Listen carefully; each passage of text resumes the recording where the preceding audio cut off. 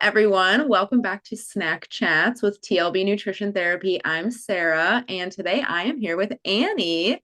And Hello. yourself and tell us about your role at TLB. Hey everyone, I'm Annie. I am one of the dietitians here at TLB. I've been here now for almost 4 years, which is kind of wild for me to think about. Time has flown by. I'm based out of Austin, so I do both virtual and in-person sessions. And prior to coming to TLB, I was actually working at like an eating disorder treatment program in the area. And then found my way over here with Tina and the rest of the group, and now I've been here ever since. Yes. Oh my gosh, love it. Well, and what's that transition been like for you from an eating Yeah. disorder treatment center to the outpatient setting? Like what have you enjoyed about that transition? Right. I have loved it. I feel like both working in a treatment setting and working in private practice, there's just so many great benefits to both. But really, I think in a private practice setting, it's really cool to be able to like meet with clients for really just such an extended period of time and really get to be in their lives, get updates about what they're doing, and really be able to do, I think, a lot of really cool things when it comes to sessions, different topics and conversations. And I think just getting to work with other fellow dietitians, other like practitioners in the area. I feel like it's really flexible in terms of like what we get to do in private practice. So I've greatly enjoyed that, and just like the cadence of it all. Yeah, yeah, definitely. It's awesome. It's so cool just getting to like know our clients and yeah, like you said, like see them through like big life transitions and big Right. moments. So, Right. So. yes. Well, tell us a little bit about, what it's like working with you. Like, what is your philosophy to nutrition and as a dietitian? What's your approach with clients? Right. I think, of course, we all have like the weight neutral philosophy. And for me, I think personally, how I like to carry that out within my sessions, I'm a big person, a big believer in compassion within all of this work. I forget who had said this quote, but it had really stuck with me. I think earlier on in my training around just like behavior change never comes through shame.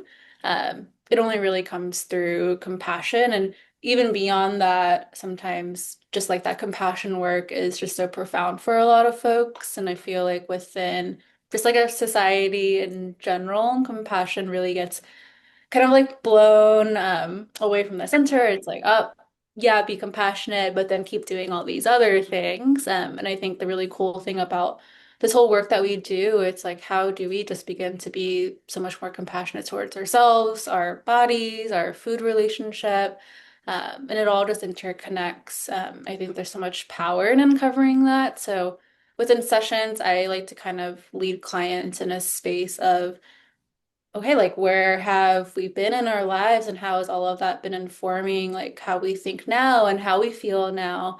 And just getting clients to a space where they're like, oh, okay, like what I'm maybe experiencing or doing is not out of the norm, or it's not something that is like so shameful, but it's like, oh, like, wow, this makes so much sense. And there's a lot more just understanding and peace around that. Yeah. Oh my gosh, that sounds like such powerful work to help clients uncover all of that. Right. And I feel like it's such a big like honor for me personally to like be able to like sit with clients in that, because the work that we do is like so vulnerable, and I feel like I'm like, oh my gosh, like thank you for being in this space with me and being able to explore that together. I think that's one of like the biggest privileges of this job, being able to like be with clients through all of that. So. Yeah. Yeah, absolutely. And are there any like topics within nutrition that you feel particularly passionate about? Anything you dive into with clients that is just, For yeah, sure. really important to you. Yeah. Well, definitely with my kind of experience in treatment, I love working with folks who have been coming out of treatment, have had some sort of like higher level of care experience. I think there is such a unique experience within that. And then to be able to go from that to outpatient, that can just be a big transition for a lot of people. So I like to support folks in that. I love working with all types of eating disorders, particularly binge eating disorder. I feel like I have a bigger heart for that in the sense of there is so much, I think, just like shame and stigma that comes from that within the society that we live in. So love working with folks on that. And then lastly, I think my biggest thing is like working with folks of color.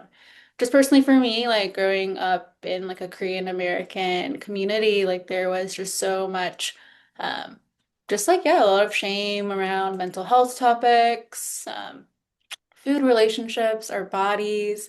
And it was just so normalized. And for me personally, like seeing all of that growing up, I think there was always a part of me that was like, ooh, like something about that kind of feels off, but I don't really know how exactly to sort of name it or go about it until the more and more within like my own journey, I was like, oh my gosh, wait, like there's so much more beyond this. And I think within every like community of color, there's always so many unique stories and things within everyone's culture that really impacts how we view food, how we view bodies, how we view connection.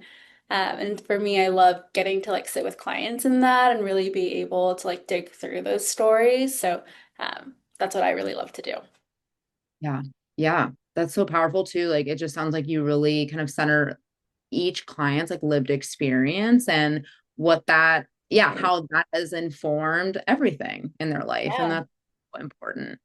Absolutely, so important. I feel like the lived experience piece, like you said, like really does like shape everything that we do. And I feel like a lot of times within like the eating disorder world, we're always talking about things that are evidence-based and all of this, and all of that is so awesome and wonderful. And how can we hold that and hold our clients' stories together at the same time, knowing that that is so, so important. So. 100%. Well, and I feel like we're getting such a big picture into like how you support clients, but is there anything else you want to expand upon in terms of how you do support clients in their own body and food journey and all of that? Right. I think specifically, I love doing parts work. And essentially, there's so much we could go into with that, but the very broad overview is essentially like there's so many different parts within us. And what I oftentimes hear in clients in session is there's a part of me that feels this, and then this other part of me that feels this. And they oftentimes feel really in conflict with each other. And I think sometimes you can feel that those opposing parts can just feel like they're clashing all the time, when really a lot of the work is those parts are there for a specific reason. And how can we be able to understand those parts to get a better picture and idea of what our needs are? And so I love to carry that modality within my sessions, and just be able to like help clients explore that on their own too. Yeah. Yeah. I love that. Well, let's shift gears just a little bit. I want to know like what is one thing you wish more people knew about nutrition or like nutrition therapy? Is there anything that kind of comes to mind there? Right. Oh my gosh, where do I start? I feel like there's so much, but maybe the biggest thing or the first thing that comes to my mind is probably that we talk about so many things that aren't directly food related, but it all comes back, which is like really fun to kind of explore. And that food isn't just like carbs, protein, fat, vitamins and minerals, and all of those things are wonderful and beautiful. I don't think any of us would be here as dietitians if we didn't really love learning about that and love talking about those things. And it's also about the relational aspect of that and how food makes us feel and that emotional connection with it. And so I feel like a lot of folks may not know that we talk about all of those things, and maybe more of the focus is like on the traditional nutrition, physical health component, but there's like so much we could talk about. So I would hope that folks can be able to know that like we can talk about so many different things, and it's really cool how versatile it can be. Yeah. Yeah, definitely. I feel like that definitely always takes clients by surprise, right? Where it's like, am I Right. talk about this? We're like, yes, Yes, yes. relevant. So yeah, I totally agree. Right. Yeah. What do you feel like drew you to this kind of work in the first place? And whether that be the outpatient setting or eating disorders or really the like health at every size, like weight and body and food neutral approach. Yeah, where does your passion within all of that come from? Right. I think, like I said earlier, just like growing up within the Korean American culture, I think that's where a lot of my kind of like almost like misunderstanding around like weight neutral care and food and body started from.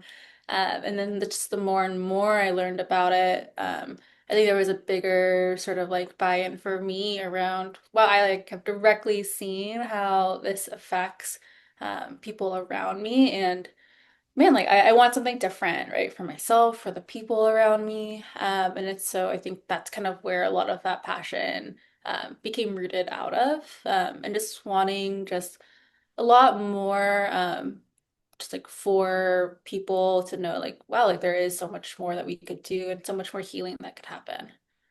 Yeah. So Yep. That's incredible. Well, we've gotten to know you on more of a professional level. I'd love to learn a little bit more about you as a human as well, not just a dietitian. sure.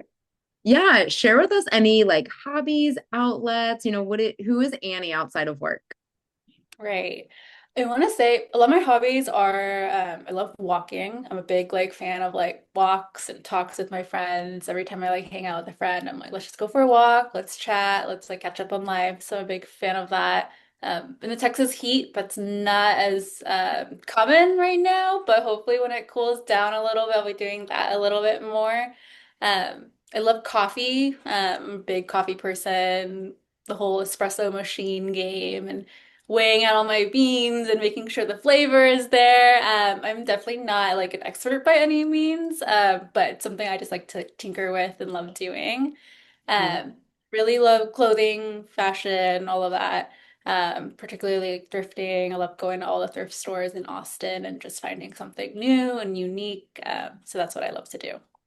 Yes. Oh my gosh, that's so cool. Just so many different like facets of your interests. Yeah. So I love it.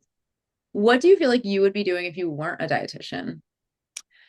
With that, it's funny because what I feel like I would want to do is like I love all things design, like graphic design. Like I would love to be like a florist in another lifetime, but my friends and I always joke that like I am totally not a crafty person though. Every time we do a craft night, I'm always that person. I'm like, guys, like how do we do this? Like what are we doing? Like where's the instructions? But it's still like a part of me that I love doing. But I totally do not have the skill set for it, which is why I don't do that. But I love it and I still enjoy it. So Yes. Oh my gosh, so cool. Yeah. yeah. Awesome. All right, let's see. Let me think of one final question. Yeah. Share with us what is like your favorite comfort food or just like a meal you keep going back to recently. I think I have a couple. One is my mom, she makes like a Korean like kimchi soup. It's called kimchi jjigae in Korean. Really good. And every time I go back and visit her, that's like the one meal that we'll always have together. And it always reminds me of like me being a kid growing up. And then the other thing, I love like fries, all fries. I love like my ranking is even though tater tots, I've had a lot of my friends be like, that's technically not a fry. I'm like, I think that's number one. And I'll do curly fries, and then I'll do like regular like crinkle cut fries. So those are my top three.